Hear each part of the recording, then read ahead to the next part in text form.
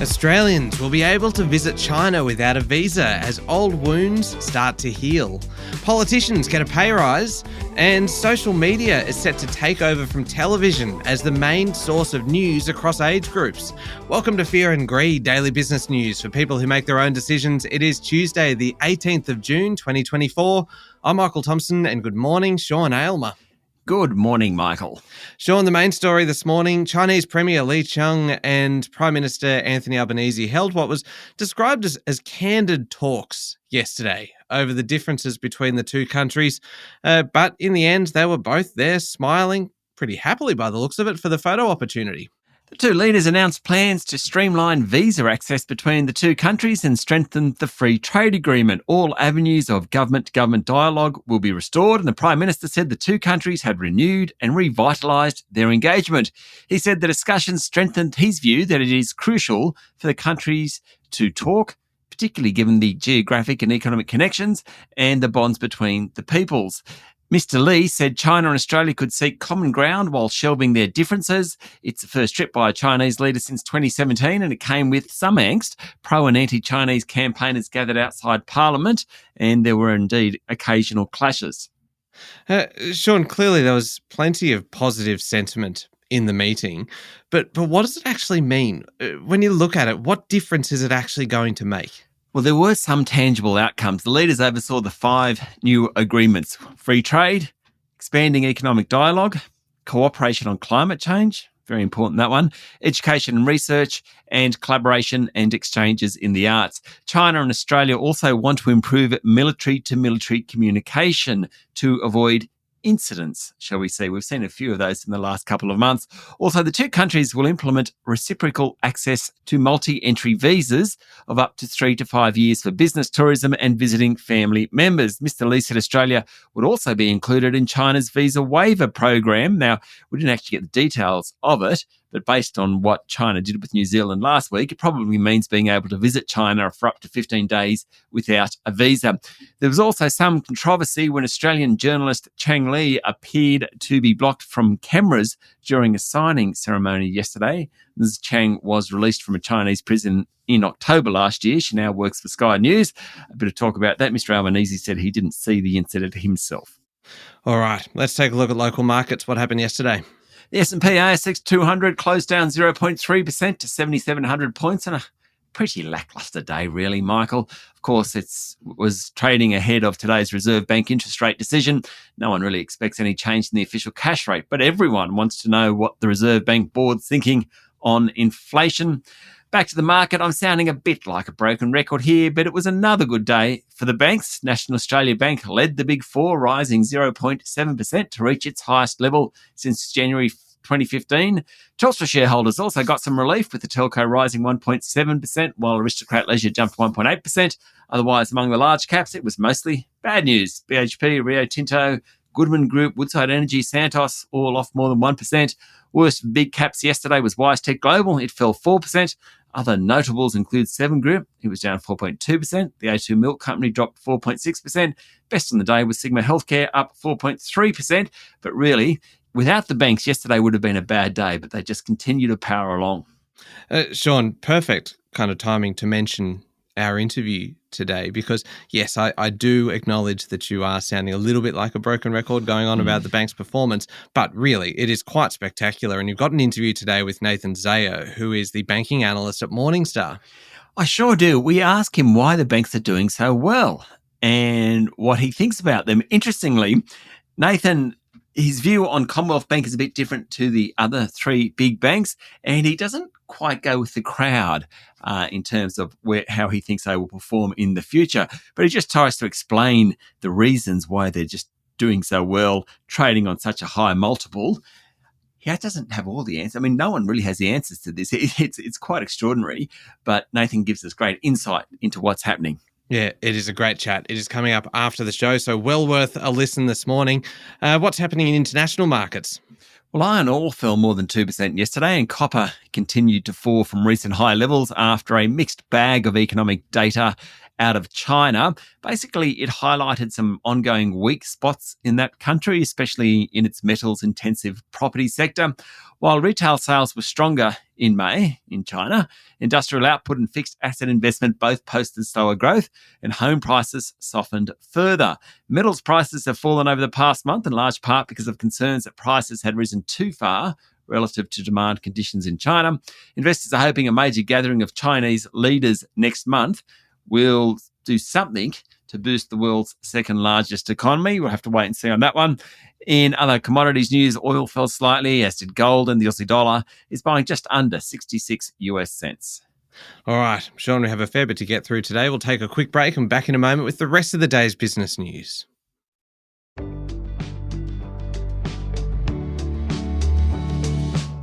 Sean, the former boss of the AFL, Gillon McLachlan, has been appointed Chief Executive of gaming group Tabcorp. Yes, you wonder whether it's a high-risk play for both Tabcorp and Mr. McLachlan, really. While he is respected for the way he ran the AFL, running a listed entity is a very different beast. Chair of Tabcorp, Bruce Ackhurst, said Mr. McLachlan was one of Australia's leading CEOs and he has a deep understanding of sport, racing and wagering, as well as commercial acumen. He succeeds Adam Reitenskuld, who left the group in March after the board launched an investigation into whether he used inappropriate and offensive language. He said he didn't recall making the comments. Anyway, he left the business. Mr. Reitenskuld was the first chief executive of Tabcorp since the business was divided into two. The other part of it, the Lottery Corporation, they split back in 2022. Mr. McLachlan oversaw the AFL for 10 years, in which revenue more than doubled. He will also act as an advisor to Blackstone, the private equity group that owns Crown Resorts. So he's running Tabcorp and advising Crown Resorts. Not sure how that one works. Tabcorp's share price is down 40% over the past year. Yesterday, it closed up nearly 1%. Sean, you've got a couple of wages stories today. The first one, federal politicians will get a 3.5% wage increase, lifting the base salary for a backbench MP to $233,651. So the Independent Remuneration Tribunal announced the decision yesterday. As the base goes up, so too do the pay rates for other people, such as shadow ministers, Speaker of the House of Representatives, etc. Now, the 3.5% increase is less than the 3.75% ordered by the Fair Work Commission 2 weeks ago to Australia's lowest paid workers, also less than the inflation rate, which is 3.6%. For the record, the Prime Minister earns a base rate plus a 160% additional salary for being Prime Minister. His take-home pay is $606,000. Opposition leader Peter Dutton, he'll receive $417,000. Just as a comparison, US President Joe Biden, how much do you reckon he'd make, Michael? I'm going to pluck a figure out of somewhere. I'm going to say $500,000, and that's just straight out of my backside. That's pretty good. I mean, out of your backside, it's very good because it's actually 400,000 US, 600,000 Australian dollars. So he actually earns about the same as Albanese does. Really? Yeah. Oh, you feel like it should be like on a per capita. Per capita, kind of, 10 times or something or other. Yeah, multiples of your population. Yeah. Well, actually, the leader of Singapore, so Singapore's a tiny nation. He earns about 3.3 million Aussie. Joe Biden is the equivalent of 600,000 Aussie, which is about the same as Anthony Albanese. There you go. Oh, Sean, the second of our wages stories for today. Surgeons and medical professionals are easily the highest paid occupations, while engineers and the legal profession come in next. Yes, so surgeons took home $480,000 in the 2021-22 financial year. That's the latest year we have figures for. About 6 times more than the average Australian worker, according to tax office figures released yesterday. Anaesthetists came in next at nearly $450,000, then financial dealers, internal medicine specialists and psychiatrists. Mining engineers, IT professionals, legal professionals and CEOs also made the top 10. At the other end of the scale, drivers, personal carers, fast food cooks and hospitality apprentices were among the lowest paid people in the country. Now, these are all based on income tax returns. Sydney's eastern suburbs certainly has the highest average taxable income in the country, while parts of Perth, Cottesloe, Peppermint Grove get an honourable mention, as to do Toorak and Hawkesbury in Melbourne. Sean, the latest opinion poll from 9 newspapers have given the edge to opposition leader Peter Dutton over Prime Minister Anthony Albanese, with Labor's primary vote falling to 28%. Yes, for the first time, Mr. Dutton has gained a narrow lead as preferred Prime Minister, 36% to 35%. The Resolve Strategic Survey shows that 40% ranked the coalition better at managing the economy compared to 24% that nominated Labor. On national security and defence, 42% for the coalition, 23% for Labor. The government had only a slight lead over the coalition when it came to managing the environment, perhaps a surprise there, and a substantial lead around immigration and refugees. Core support for the coalition is 36%. For Labor, it's 28%, the lowest level since attaining government, and the Greens lifted their support from 12 to 14%. Social media, I mentioned this one at the top of the show, Sean, is poised to overtake traditional media as people's main source of news across all age groups. The University of Canberra's Digital News Report surveyed 2,000 Australians, and 56% said television had been a source of news in the prior week, while 49% said social media. TV's down 2 percentage points, while socials are up 4 percentage points. You repeat that again, and you end up pretty much neck and neck next year. The report's lead author, Sora Park, said social media is becoming a major way for accessing news for everyone, not just young people. In terms of Facebook and YouTube, the majority said they looked for journalists and news media, but people looking on TikTok and X, well, they were paying attention to ordinary people rather than mainstream news. Among Gen Z, defined as those born between 1997 and 2012, 74% say social media is a source of news. That falls to 57% for the millennials. By the time you get to the baby boomers, it's about a third. Facebook is most used for news, ahead of YouTube, Instagram, and X. You know, something about that story. If I was going to look for news, Facebook first, then YouTube, then Instagram, then X, I'd actually go to X first because people announce stuff on X. Yeah, maybe 2 or 3 years ago, but X has changed an awful lot, and it feels as though there has been this exodus, funnily enough, from X. Particularly kind of a lot of the X really seemed to be kind of the journalists' platform, where you are right. There used to be a lot of announcements made by politicians and businesses and everything on there, but it does feel as though there is now so much other stuff, a lot of spam, a lot of just unpleasant material on there that a lot of people have just kind of moved elsewhere. And it does seem like TikTok has just grown and grown and grown. And of course, Fear and Greed is on TikTok. It is, and on X for that matter. We're on X and we're on kind of Instagram and Facebook and everything. Just follow Fear and Greed podcast. And it actually reminds me of the fact that recently you promised to, and this is when we're talking about people getting kind of their serious news from social media channels, you promised to dance for us on TikTok. Yeah, I did. And it's coming. I promise you, it's coming. It's like the Mia Cup on Fear and Greed, the most enthusiastic advocate cup. It's coming. The mug. It's on its way. The mug. It's on its way. It's on its way. Maybe those two will coincide spectacularly. That we'll have the Mia mug on the same day that Sean dances on TikTok. It's a horrifying prospect. Anyway, we must move on. Landlords, holiday homes and businesses in New South Wales will be hit by an increase in land taxes, which the real estate industry says could cost owners thousands of dollars a year, which in turn could be passed on to renters. New South Wales becomes the third state Labor government to target multiple property owners with higher taxes, following a bigger land tax increase in Victoria and a tax hike attempt in Queensland that was eventually abandoned. The tax hike in Victoria, though, it's been blamed as one reason why house prices in that state haven't risen as much as in most other states.